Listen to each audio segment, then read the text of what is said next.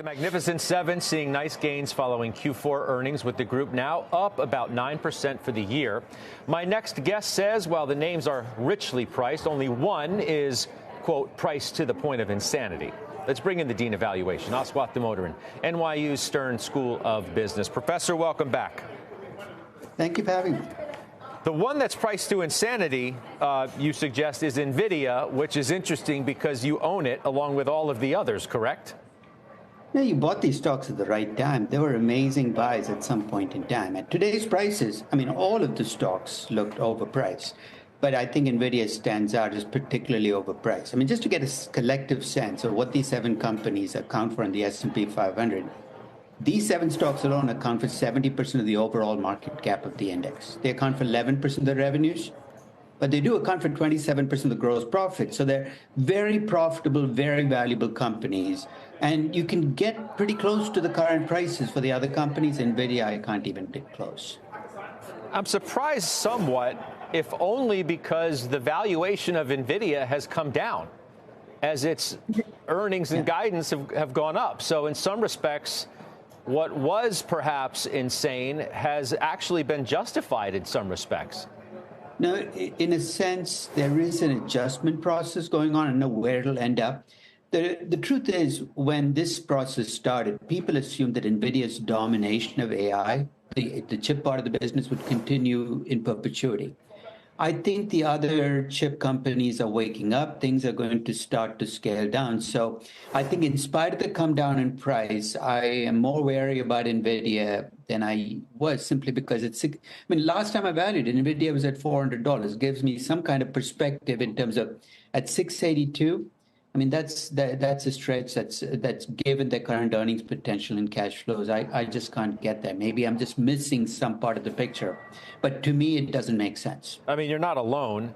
That's for certain. Look, price target went up to 800 yesterday from one firm. And today, on my earlier program, the halftime report, Josh Brown, who's been in NVIDIA longer than anybody I know, sold 20% of it. I want you to listen to what he said, and let's react on the other side.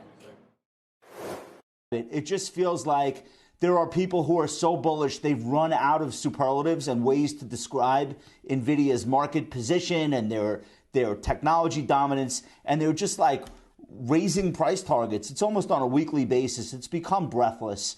I just felt like the chart went vertical and people have just like lost their minds. I'm as excited about generative AI as anyone else, I'm bullish. I'm just not that bullish where I think a stock should go up, where I think a stock should go up, 20% every month just because the alarm clock went off and the sun came up.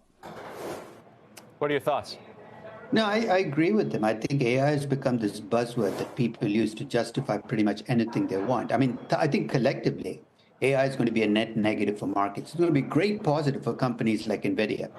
But I think the laziness with which people attach premiums to companies just because they see the word AI, and you see that partially with Microsoft as well, is, I think, terrifying because at some point in time, reality is going to play out and it's not going to match those expectations. I'm wondering when you look at some of these other companies within the so-called Mag 7, which seems to be maybe decreased by one or two of late, like a Microsoft, for example. So Microsoft's 10-year historical average is low 20s. Now it trades in the low 30s. But what was Microsoft doing over the last 10 years? Is it legitimate that its multiple now is in the low 30s by relative to how profound this relationship with OpenAI can really be? I think it's a company that's closest to creating a subscription model around AI in which it can make money. I can't think of another company that's as close. So part of that increase, again, comes from the reality that AI is going to open up new businesses.